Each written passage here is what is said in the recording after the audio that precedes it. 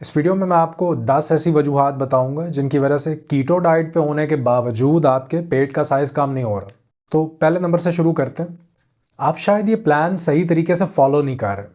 बहुत से लोग जिनसे मैं बात करता हूँ, मैं जब भी उनकी डाइट देखता हूँ तो ज़्यादातर उन्होंने सिर्फ एक वीडियो देख के उसे आइडिया लिया होता है और कीटो डाइट करने की कोशिश कर रहे होते हैं, लेकिन वो इसे सही तरीके से नहीं कर रहे होते।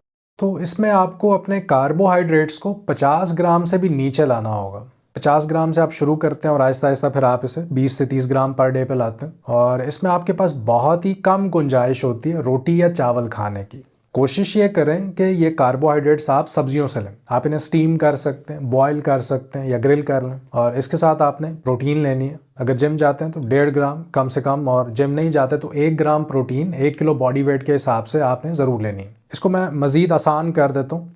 प्रोटीन में आप अंडे ले सकते हैं, चिकन ले सकते हैं, मछली या बीफ ले सकते हैं। अगर आपका वजन 80 किलो है और जिम नहीं जाते तो 1 ग्राम पर किलो बॉडी वेट के हिसाब से 80 ग्राम प्रोटीन एक दिन में आपने ज़रूर खानी है। और जहाँ तक फ़ैट का ताल्लुक है तो शुरू में आप ज़्यादा फ़ैट खाएंगे ताकि आप फुल रहें, क्योंकि रोटी और कार्बोहाइड्रेट छोड़े होते हैं। तो एक खाने से दूसरे खाने के वक्फे में आपको भूख ना लगे तो फ़ैट आपको फुल रखता है। देसी घी, मक्खन, ऑलिव ऑयल, नट्स, चीज़, एनिमल फैट, मतलब जो गोश्त बन रहा है उसे उसकी चर्बी में पकाएं। तो ये आपके पास हेल्दी फैट ऑप्शंस हैं। मगर जैसे जैसे आप कीटो डाइट में आगे जाते हैं तो फिर ये फैट आहिस्ता आहिस्ता आपको कम करना होता है, क्योंकि कीटो डाइट में जो कीटोन्स बनते हैं बॉडी में, हम नहीं चाहते कि बॉडी इन कीटोन्स को बनाने के लिए हमारे खाए जाने वाले फैट का इस्तेमाल करे और जिस्म की अपनी चर्बी को इस्तेमाल ना करे। तो आहिस्ता आहिस्ता आपको अपनी डाइट में से फैट को कम करना होता है ताकि बॉडी अपने फैट को इस्तेमाल करके कीटोन्स बनाए, एनर्जी बनाए। तो ये है पहला पॉइंट। दूसरी वजह पेट का साइज कम ना होने की वो ये कि आप इसके साथ इंटरमिटेंट फास्टिंग नहीं कर रहे, आप सिर्फ कीटो कर रहे हैं। अगर आप इस चर्बी को जल्दी ख़त्म करना चाहते हैं तो सिर्फ कीटो डाइट काम नहीं करेगी, क्योंकि हर बार जब आप कुछ खाते हैं तो आप इंसुलिन को ट्रिगर करते हैं और इंसुलिन की मौजूदगी में फैट लॉस रुक जाता है। जबकि फास्टिंग में आप बार बार नहीं खाते तो इंसुलिन नहीं बढ़ती, इंसुलिन स्टेबल रहती, वेट लॉस नहीं रुकता। तो फास्टिंग के ज़रिए आप अपने रिजल्ट्स को स्पीड अप कर सकते हैं, इस प्रोसेस को तेज़ कर सकते हैं, और ये सिर्फ और सिर्फ इंसुलिन के स्टेबल होने से होगा।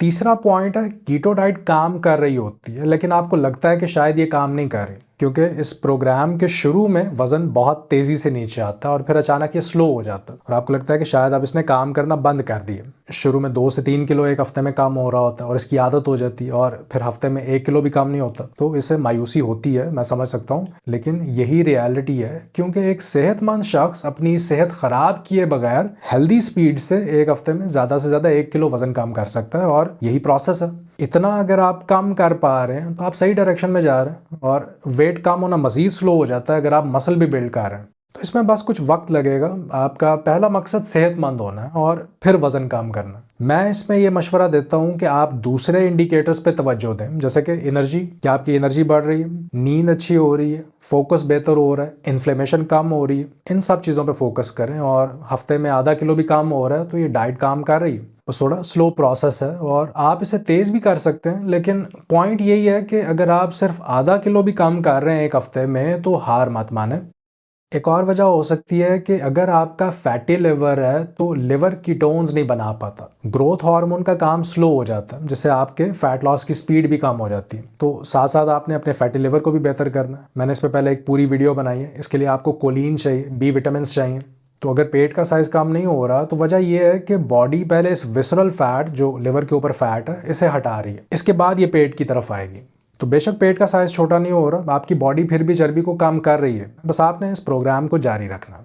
पांचवी वजह, आपका मसल मास बढ़ रहा है। अगर आप फीमेल हैं और मेनोपॉजल हैं तो उम्र के इस फेज में मसल का साइज छोटा होने लगता है, मसल्स श्रिंक होने लगते हैं, इसे मसल एट्रोफी कहते हैं। इसको जानने का एक तरीका ये है कि आप अगर कुर्सी पे बैठी हैं और जब उठने लगती हैं तो आपको उठने के लिए बहुत मेहनत करनी पड़ती है, और इसकी वजह होती है कि आपके क्वाड मसल्स यानी आपके थाई मसल्स कमज़ोर हैं। तो ये मसल एट्रोफी का साइन है। लेकिन अब चूंकि आपके खाने की चॉइस हेल्दी हो गई, आपका न्यूट्रिशन अच्छा हो गया, तो इस प्रोसेस में आपको शायद अपने मिड सेक्शन यानी पेट के इर्द गिर्द का जो फैट है ये कम होता हुआ नजर नहीं आएगा, लेकिन आप अंदर से स्ट्रांग हो रहे हैं, आपके मसल्स वापस आ रहे हैं, एट्रोफी रिवर्स हो रही है, और हो सकता है कि आप नए मसल फाइबर्स भी बना रहे हैं। और ये एक लंबा प्रोसेस है, ये 1 या 2 हफ्तों में नहीं होगा, 1 से 2 साल लग सकते हैं। आपको एक्सरसाइज भी करनी पड़ेगी, डाइट सही रखनी होगी, टाइम ज़्यादा ज़रूर है, लेकिन एट्रोफी भी एक सीरियस मसला है।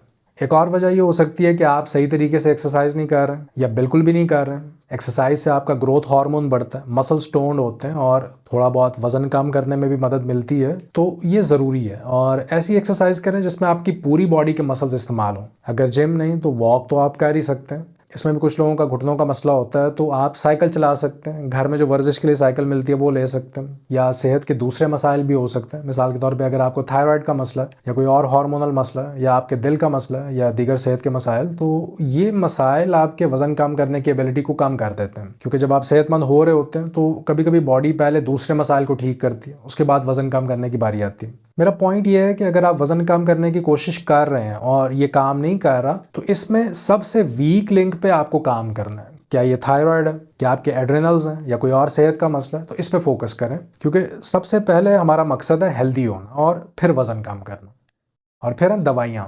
अगर आप बहुत ज़्यादा दवाइयाँ खा रहे हैं, कोलेस्ट्रॉल की दवाई, स्टैटिन्स या एंटी डिप्रेसेंट दवाइयों पे, तो इनका एक छोटा सा साइड इफेक्ट ये है कि ये वजन कम होने से रोकती हैं। और इन दवाइयों का एक और साइड इफेक्ट है इंसुलिन रेजिस्टेंस, जिसमें इंसुलिन हार्मोन का लेवल बढ़ जाता है। तो इसमें आपको अपने डॉक्टर के साथ मिल के कोई ऑल्टरनेटिव चीज़, कोई मुतबादल नेचुरल चीज़ अपने लिए तलाश करनी है, ताकि आप आहिस्ता आहिस्ता इन दवाइयों पे अपनी डिपेंडेंसी कम कर सकें। और दवाइयों के बारे में एक और पॉइंट ये है कि अगर आपके खून के टेस्ट नॉर्मल आ रहे हैं और डॉक्टर फिर भी आपको दवाइयाँ दे रहा है, तो फिर आपको कोई दूसरा डॉक्टर ढूंढ लेना चाहिए। क्योंकि अगर आपको वाकई ज़रूरत नहीं है तो आपको दवाइयाँ नहीं लेनी चाहिए। आखिरी पॉइंट है स्ट्रेस और नींद की कमी। अगर आप सिर्फ अपनी नींद बेहतर कर लेते हैं बगैर किसी और चीज़ को ऐड किए, तो आपका वजन बहुत तेज़ी से नीचे जाएगा, आप खुद हैरान हो जाएंगे। तो ये हैं वो 10 पॉइंट्स। अब बस पता लगाएं कि आप पे इनमें से कौन सा लागू होता है और उस पर ध्यान दें। मुझे इजाज़त दें, अपना ख्याल रखें। अल्लाह हाफ़िज़।